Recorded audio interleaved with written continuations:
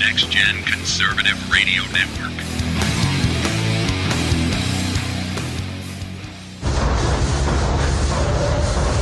You are about to enter the analysis zone, where political correctness is non-existent, where critical thinking skills are required, and conservative common sense reigns supreme. And now, broadcasting live from Next Gen Conservative Central Command, it's the Whitfield Analysis. And your host is Sam Whitfield.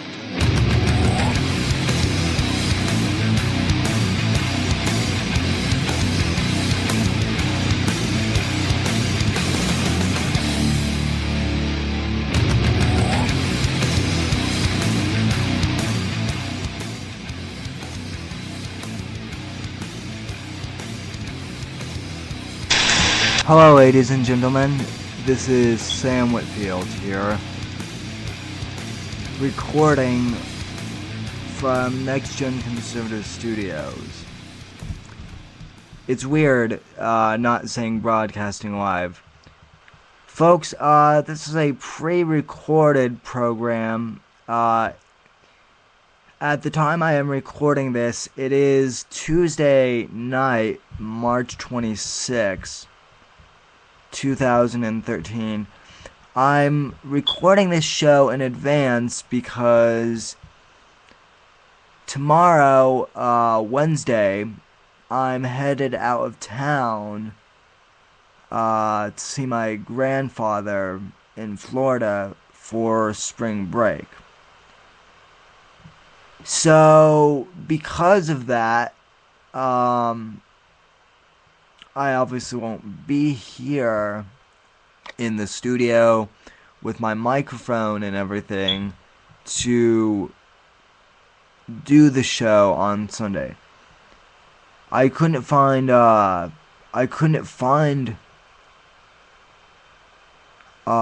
fill-in host to fill in for me on Sunday. And then I also remembered that Sunday is Easter, so no one's going to be filling in for me anyway. No one's really going to be hosting radio on that day anyway. So since I couldn't get anyone to fill in, I figured I would do this pre-recorded episode now. And so, folks, you're not going to get to hear me live tonight, but it'll still be a good program. It'll still be a very good program indeed. Because this is a pre-recorded program, and I'm going to do something a little different tonight here, folks. This is kind of my episode before spring break, and to be quite honest, I'm already in that mode, kind of, sort of, where I just want to relax at this point. I don't know if you can, hear my computer in the background, but right now I'm, syncing my iPhone and my iPad with a whole bunch of music and whatnot to take on my trip to Florida with me, and, I'm also, I also just finished making a new promotional trailer for Next Gen Conservative in iMovie. So, in case you heard my computer fan on my Mac, just a second here, that's what you're hearing. You're hearing the fans working, but it should be pretty quiet here now. So, folks, I don't want to talk too much about politics tonight. In fact, I've gotten some requests to do some other stuff tonight, folks, which is quite interesting. As most of you know, I celebrated my 5-year anniversary of doing broadcasting yesterday. I just started my 5th year of being a talk show host on Sunday, and as I said on Sunday, Well, actually, my official start date would have been yesterday, but I did the 5-year anniversary show on Sunday. And again, I just want to say what an honor it is to have been your show host for these past 5 years. And I know there aren't very many of you who have followed me from the very beginning, but there are a couple of you out there who have followed me all the way from my days at Podbean. And that podcast, I guess, isn't even up there anymore. They took it down or something, which is a shame. But anyway, thank you for your support. Now, folks, I've gotten multiple tweets and emails saying from both conservatives and liberals who listen to the show saying, you know, we don't know a lot about you as a person outside of politics. So, what are you into? Tell us a little bit more about yourself. Not what your history is, but what your interests are. So, I thought I would do that tonight, folks, because honestly, the politics, I am going to discuss it a little bit here tonight. This first segment is going to be a little bit about politics, but I'm also going to be doing some other fun stuff here tonight. I'm going to be telling you about what my music interests are. You'll get to hear about how I'm a big film buff and what my favorite movies are and why. I've really gotten into stand-up comedy lately within the past couple months or so. When I'm not listening to political radio, I'm listening to 24/7 stand-up comedy radio on iHeartRadio, and I actually bought a couple stand-up comedy albums from Jim Gaffigan, who is absolutely hilarious. And I'll do a review of some of his CDs and tell you a little bit about who he is. He's not sponsoring this program. Neither are Led Zeppelin or any of the bands that I like that I'll be talking about when I get to my musical interests. But anyway, folks, it should be a good show.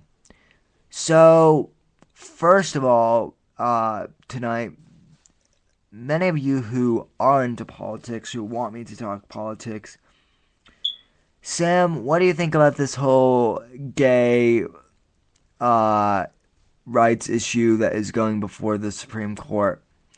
Folks, you know my stance on homosexuality. It's not my cup of tea. It's not my cup of tea, and I believe that the act of homosexuality is immoral.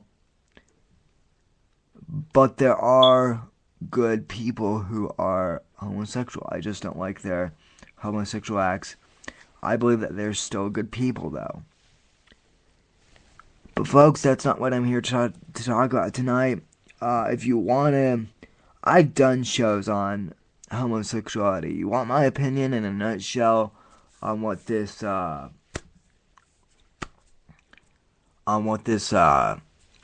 Supreme Court thing is going to be? It's just going to continue to be an individual states' rights issue. And I'm not going to get into why that is this week. Again, I'm in spring break mode and I'm feeling rather lazy right now. I want to talk about something fun tonight, folks. But, so I'm not going to be covering that this week, but don't worry, we will cover that eventually here. And maybe next week when I get back, maybe in a couple weeks, I just don't know when. We've got a lot of topics to cover coming up here in the next couple weeks that I've got to organize for, and but tonight I just felt like giving you a break from politics and talking about pop culture stuff and other things for a little bit, and giving myself a break more importantly. But, folks, we do have a little bit of politics to cover. Kind of on an off topic. This does relate to politics, but this is kind of an unusual turn of events. So, last night, I was getting several congrats for my 5-year anniversary on Facebook, and I got a whole bunch of private messages and wall posts. To those of you who posted to my wall on Sam Whitfield the Analyzer, and then again over on my personal profile, those of you who personally know me, thank you for your warm wishes, and thank you for your support of this show. As always, I really appreciate all the thanks, and I feel really deeply loved. Thank you. But folks, last night I was just checking all my Facebook updates. I don't get on Facebook as much as I used to, believe it or not. I check it mostly on my iPhone or my iPad now. But last night I was online. I had just finished up with some homework for school. And Matt Masucci, the host of a GOP America, that show on YouTube, many of you have been asking where Matt is, and long story short, he's taking a recess from politics for right now. He said he does want to get involved shortly here again, but he has not told me when that will be. He just said he'd let me know when he would be ready for that. But just because he's not politically active in the commentary field does not mean he's not paying attention. And he messaged me last night congratulating me. And Matt, if you're listening to this, thank you again for your kind words. You're a great friend, and I hope to continue to getting to know you really well. But last night, Matt and I were having a Facebook conversation, not so much about the abortion issue or anything, really. He wanted my opinion on what I thought of CPAC. Now, folks, if you've listened to the show on Blog Talk Radio recently, which I hope you have, because that's where I'm broadcasting from regularly again, you know that last week, not this last show, but the show before that, I had Spencer Finch on, my associate and a good friend who works with Gregory Blackie over at YCTV. Spencer Finch came on for the program to discuss what he thought of CPAC. He was there. He was actually at CPAC, and you can go listen to that interview. I highly recommend that you do so. And to be quite honest, I did not follow CPAC all that much this year, folks. I have in the past. But, well, I was following CPAC a lot, technically, if you count that I was reading my Twitter feed constantly, as I always do.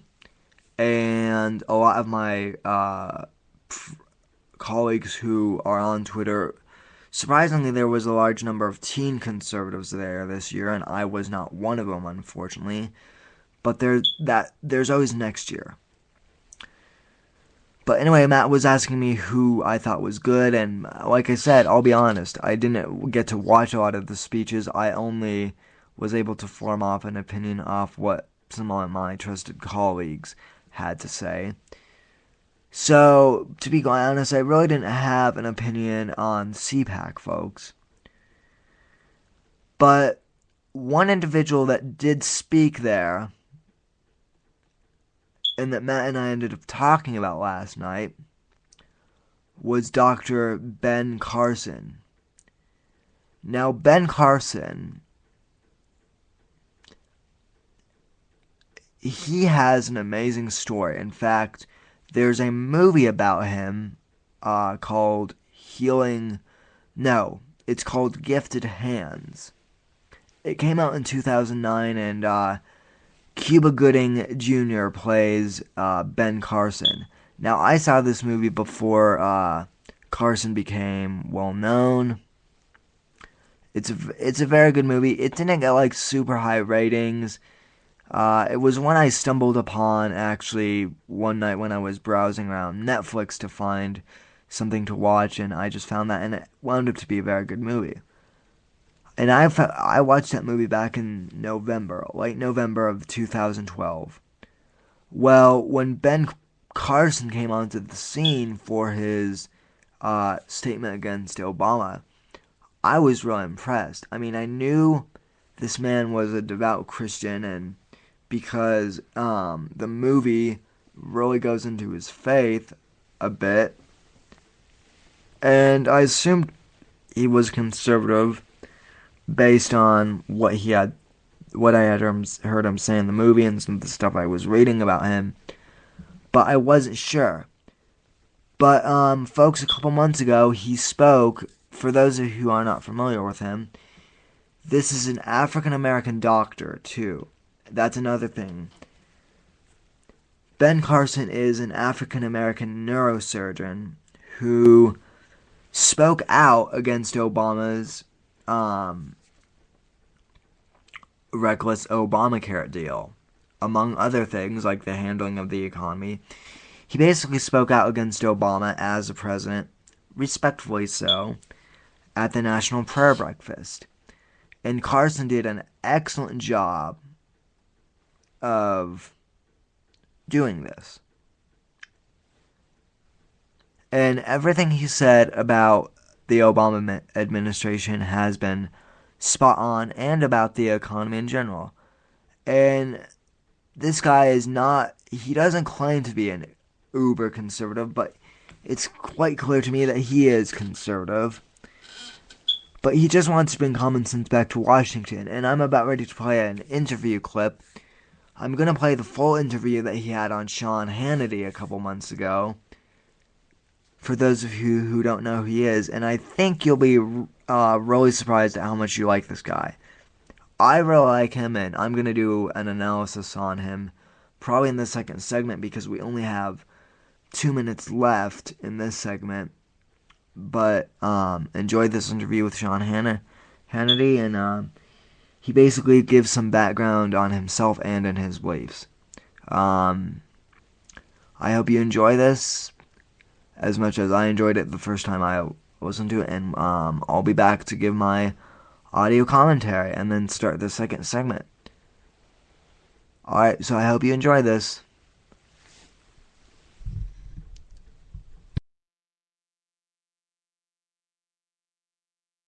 And my next guest, who happens to be a world-famous brain surgeon, has become even more of a sensation after lecturing President Obama on some of his biggest obstacles, those being the debt, taxes, and health care. Now, just yesterday at the National Prayer Breakfast, standing only a few feet from the president, Dr. Benjamin Carson took to the podium and shared some, well, pretty amazing, smart advice. Listen to this.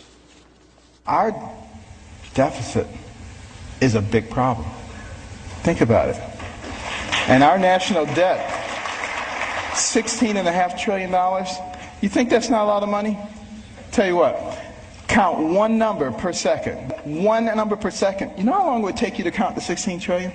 507,000 years. You make $10 billion, you put in $1 billion. You make $10, you put in 1. Of course, you got to get rid of the loopholes. Some people say, well, that's not fair, because it doesn't hurt the guy who made $10 billion as much as the guy who made 10. Where does it say you have to hurt the guy? He just put $1 billion in the pot. You know, we don't need to hurt him. Amazing speech. Move over, President Obama. The doctor is in the house. Joining me now, the man himself, author of America the Beautiful, Johns Hopkins University Director of Pediatric Neurosurgery, Dr. Benjamin Carson. Dr. Carson, I got to tell you, that speech moved me deeply. Very well done. What's the reaction been so far? The reaction has been overwhelming. We've been just deluged with emails, with calls, 99.5% positive. Wow. And that doesn't surprise me because the way that I laid things out was really logical. It wasn't right wing, it wasn't left wing. It was just logic and common sense. And this is what people are starving for coming out of Washington, D.C. I don't know where we left our brains. I don't know where we did either. Before I get into the content, and it was very deep and very profound to me, simple yet profound. Your background is amazing, and you talked about it in your speech. Your mom married at 13, one of 24 children. You grew up in poverty, and you had you said you were not a good student. But tell us a little bit, tell us that story, because I think everybody needs to hear it. Yeah, well, you know, obviously I had all the strikes against me. Single parent home, dire poverty, poor self-esteem, horrible temper. These things tend to preclude success, and they would have in my case also. But my mother, who had only a third-grade education, refused to be a victim. That was the key. She never felt sorry for herself, and that was a good thing. But the problem was she never felt sorry for us either. So, you know, there was never an excuse that we could give that was good enough. And if we gave an excuse, she would come out with a poem called Yourself to Blame. And after a while, we just stopped looking for excuses. But she worked as a domestic, 2 and 3 jobs at a time, because she didn't want to be on welfare. Even though she only had a third-grade education, she was very observant, and she noticed that no one she ever saw go on welfare came off of it. So she didn't want to be dependent, and she didn't want us to be dependent either. So she would work as long and as hard as was necessary. Wow. And one of the things she observed in the homes where she worked is that people didn't watch a lot of TV. And they spent a lot of time reading and strategizing. So one day she came home and just turned the TV off. Said, you guys watch too much TV. If you improve yourself, if you improve your brain, one day people will be watching you on television. And of course she was right about that. And, you know, I hated reading because that's what she imposed upon us. You've got to read 2 books apiece from the Detroit Public Libraries and submit to me written book reports, which she couldn't read, but we didn't know that. And I hated it because everybody else was outside playing and having a good time. But as I started reading, things began to happen. I was looking at words all the time. Suddenly, I could spell. I wasn't the first one to sit down on the spelling bee. Grammar and syntax. I learned how to express myself. You learn how to use your imagination rather than just observing somebody else's imagination. All of those make you into a terrific student. Within the space of a year and a half, I went from the bottom of the class to the top of the class and began to have a much different view. What a great, and you myself. said you had to do those 2 book reports, and then you said your mother didn't know how to read them, but she convinced you she did. She put little check marks and highlights and things on them, and we would think that she was reading them. Wow. She did, I will tell you, to her credit, she did eventually get her GED. She went on to college, and in 1994 she got an honorary doctorate, so she's Dr. Carson now, too. You talked a lot about political correctness. You said it's dangerous. You said it muzzles people. You said there's a PC police force out there. You said it prevents people from saying what they mean, that we need to get over our sensitivity. Explain. Yeah. Well, you know, here's a nation. Sorry to interrupt. I'm going to be playing the rest of the interview after I make this comment. Pay attention to what he says about political correctness. I'm going to be analyzing his statement in my next segment because I think it's absolutely spot on. So pay attention to what he says, folks. This is genius, what he's about ready to say. Anyway. One of the founding pillars was freedom of speech and freedom of expression. And yet, we have imposed upon people restrictions on what they can say, on what they can think. And the media, I think, is the largest proponent of this, crucifying people who say things really quite innocently. I mean, you think back a few weeks ago, the sportscaster who commented on the beauty of the quarterback's female, and people thought, oh, that can't be right. And there was a big brouhaha, and then finally they realized, well, I guess there's nothing wrong with it. And the woman even was thankful for the compliment. But this is the level of silliness that we've risen to. All right, Doctor, stay right there. We're going to come back. You're amazing. Dr. Carson, a lot has been made of the fact that some of the things you discussed in this speech are policies that are very contrary to the president. You talked at length about America's educational system failing. We're being dumbed down, is a phrase you used. The dangers of our debt and our deficit, class warfare, which you spoke out against, the tax issue, health savings accounts, that Rome can happen to America. What is your response to those that said, wow, you said that in front of the president? Well, first of all, I should say that these are my own views. They don't represent the university that I'm employed by. But, you know, it really didn't matter who I was sitting in front of, because I always pray before I give a speech, and I ask God to give me the right things to say. And I think that it's very rare these days for people to speak the truth. Everybody wants to go along to get along. And in the meantime, the fabric of our nation is being destroyed. We're going from a can-do nation to a what can you do for me nation. And I don't think that's what most people want, but you know, it's presented to them as the thing to do. And one of the real dangers, which I alluded to in the speech, is the fact that people don't know anything. They don't know about history. They don't know about technology. They know so little that the news media is able to tell them whatever they want them to think, and they say it enough times, and people say, "Oh, yeah, well, that's what they said on the news," and they don't think for themselves. The founders of our nation said, "Our nation will fundamentally change when people become so ignorant that they can be easily led." Would you ever run for president, sir? If the Lord grabbed me by the collar and made me do it, I would. It's not my intention. I wouldn't wish that on you, but I think I would vote for you in a heartbeat. Well, thank you. I have so many emails from people saying that I could probably finance my campaign if each one gave me a nickel. Okay. What about, you gave a warning, though, about America. I share your concern. Morally, I see a decay in the country. $16.5 trillion in debt scares me. We're stealing from our kids. You came up with a great idea. I've always believed in health savings accounts. I don't like class warfare. What can we do to change things? You said we could either go down the direction of Rome, or we can change things. Yeah, well, I think the brave leaders, not the ones who are just wrapped up in their egos. And, you know, I'm not pointing this at any particular person or at any particular party. But the fact of the matter is there are a lot of people with a lot of hubris which just thinks my way or the highway.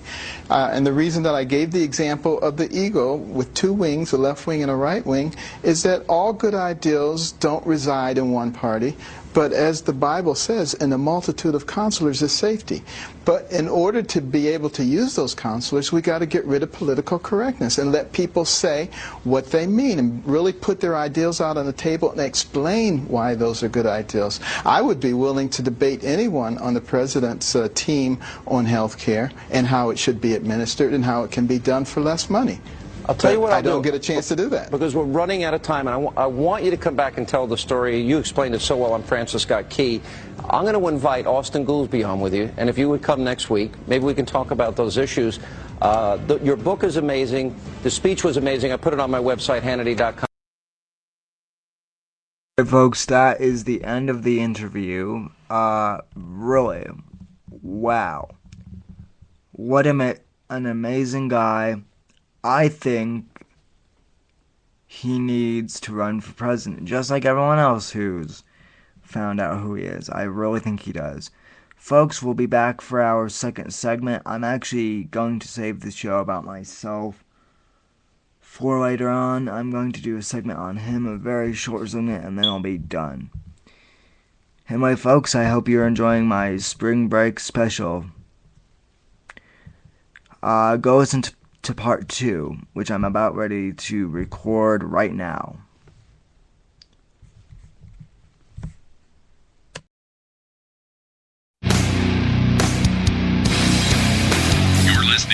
Next Gen Conservative Radio Network.